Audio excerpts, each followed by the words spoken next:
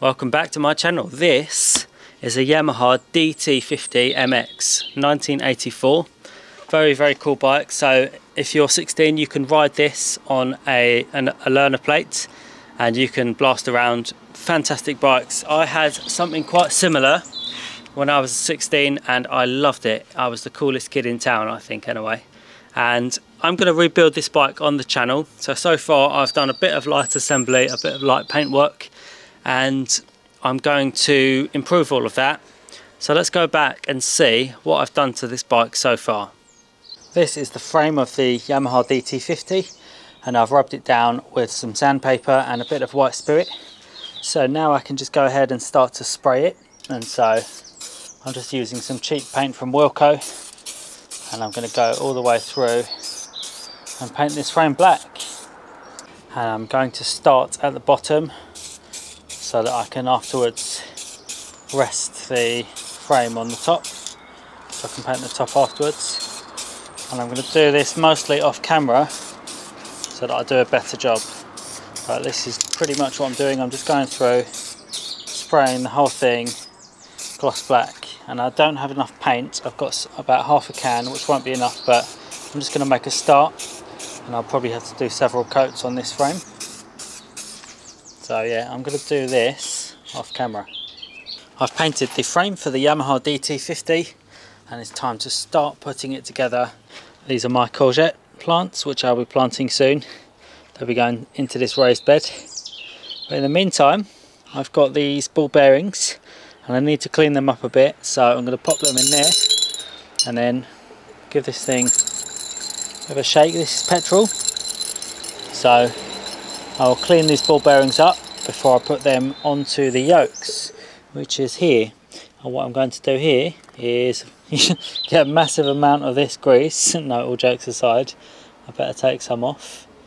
But yeah, I'm just going to apply some grease around onto this bottom yoke, and then once I've dried the petrol off of the ball bearings, I will place them all on there. There they all are, very shiny and clean. And so I can take them one by one and just place them there, and I need to get them all the way around. So one by one, place them in position. So I'm putting the front end together and I need some grease, and just throw some grease up in here first of all. I always put loads in because you can't have too much, and I've already put some up in the top here. So what I need to do now is I'm going to lift these forks into place very carefully, and the trick here is not to knock it because then the balls fall off. So you just got to be really careful and just don't catch it on anything or they'll all fall off and you have a nightmare. And then feed it up like that. So now that's in place, and now my able assistant is going to put the balls in at the top. Don't drop them.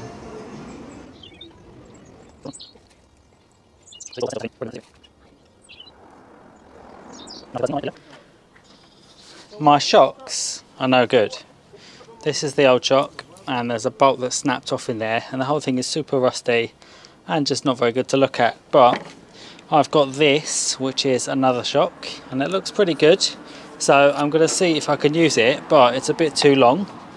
So what I'm going to do is I'm going to adjust it. So I'm going to turn this ring round and round as far as it will go, and hopefully that will extend or that will shorten this shock a little bit, and then it should be hopefully quite similar to the length of the old one. So what I'm going to do with that is I'm just going to put it on the floor. I'm quite low tech, so I'm just going to put it on the floor, hit it with a hammer, see what happens basically. I think this will work, maybe. So let's try again. Yeah, so that's loosened off. I need to move all my blue stuff. So I'm going to put that all the way to the bottom, and then I'm going to just hit this one more,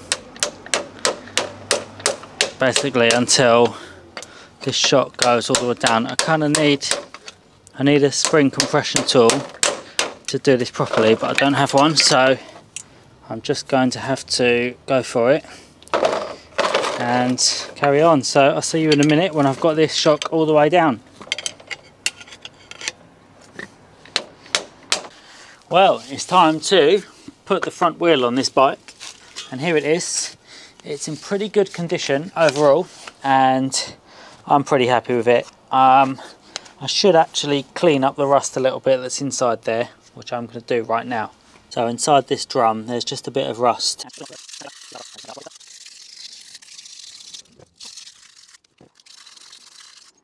And then just a bit of white spirit on my rag. I'm putting in the front wheel. So yeah, just pushing this bolt through and that's in. So front wheel is on, and I'll just lift this whole bike up and put it back on the floor. So that's pretty good. And then put the back on this. Don't know what I'm even trying to do at this point. But this is how you build a DT50 in your back garden after 2 gin and tonics. I want to put the side stand on, but over here it's slightly bent.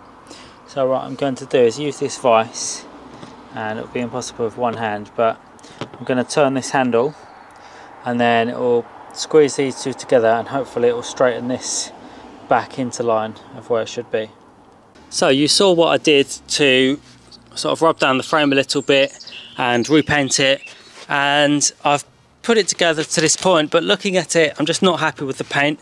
I didn't have the correct paint when I was doing it before, and I'm just not really happy with it. So what I'm going to do is just take a few bits off, rub all the paintwork down a bit and just redo it, because I really want it to be a nice gloss black frame so that there's a good basis to build the bike up. So that's what I'm going to do, is I'm just going to start pulling parts off this bike. They're only on loosely. This tank, by the way, this was painted by the previous owner, and it's a bit of a dilemma because the paintwork is not the best, but it is painted. So I'll probably have to leave it like it is, but don't judge it because it wasn't me that did it.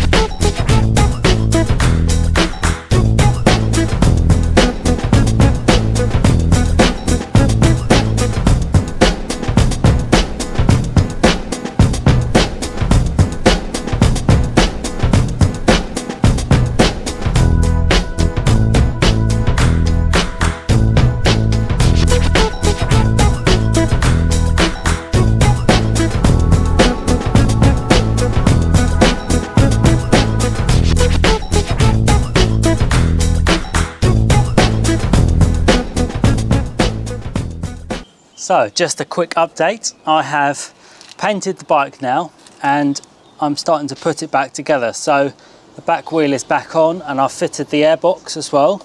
To do that I had to take the shock off of the rear swing arm, put the airbox through the shock through the airbox and reassemble those. So that's all good, and I'll tidy up this back wheel, fit that properly in a minute. And these I'm going to replace a bit later on. These are the fork gaiters, and you can see this one is kind of torn there, so I'll just replace those two. They're a service item, so that's fine. And these front forks, at a later date I will be removing these and sort of just tidying them up a bit, and I'll probably repaint these lowers and stuff. Then over here I've got some bits for the front end. So these are the bits that go up on the forks over there, and they all hold the headlight and stuff, so they're being painted, or they've been painted and they're just drying up. So that's it. I'm just going to start reassembling this DT50. So with these front forks, there's a bit of paint on them, so all I really want to do here is use my little rubby cloth thing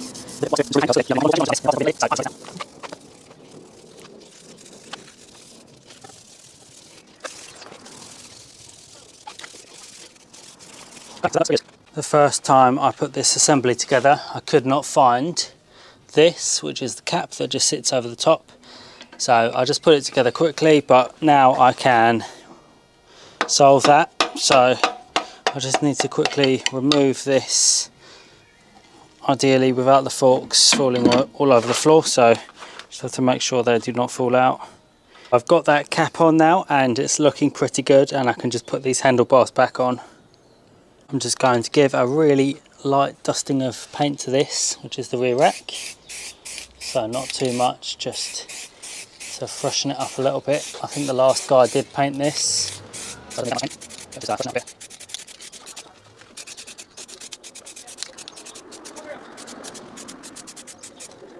Putting on the rear mudguard assembly.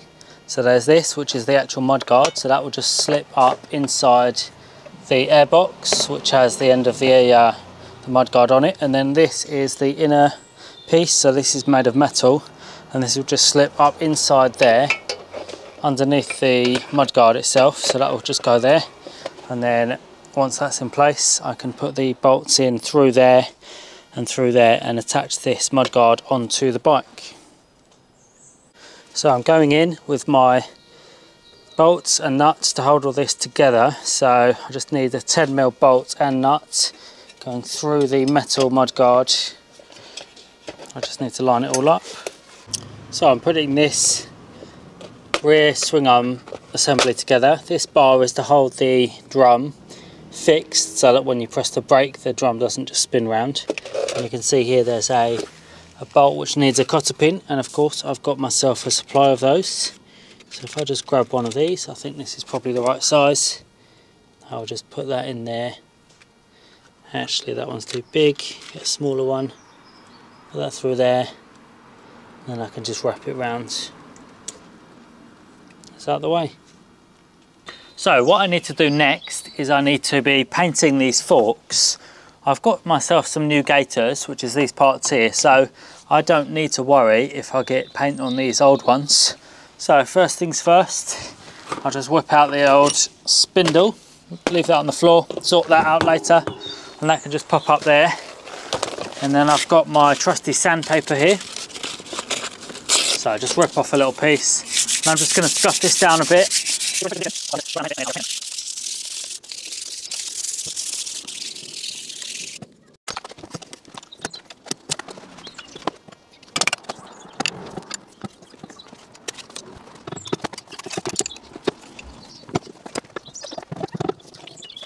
I've got the forks back on the bike and the front wheel is back on as well. So I painted these, they look alright, they're in gloss black, same as the frame. So it matches up nicely, and you can see I've put on these brand new gaiters, which I think look really good, and these are the correct colour for the blue and yellow paint scheme, which is what my bike is. So I'm going to cable tie these on, and you get these massive cable ties with it, so let's do that. So this Yamaha DT50 is starting to take shape. I've got the front forks back on. They look pretty good, they're quite nice, and they match to the front mudguard relatively well. The colour here is slightly different though, so I'm considering whether to paint this blue to match the tank, or maybe I'll just paint all of the plastics again a new colour. I think this bike would have been light blue and yellow originally, so I might go back to that, but I quite like the black. I've put the clocks on for now, showing 10,500 miles, and it's starting to come together. So I'll catch you in the next video, where I'm going to put the engine in and get the wiring loom sorted out and just throw the rest of the bits on. Hopefully this should be a two-part series, and I should be able to wrap up in the next one. Thanks for watching, see you again very soon.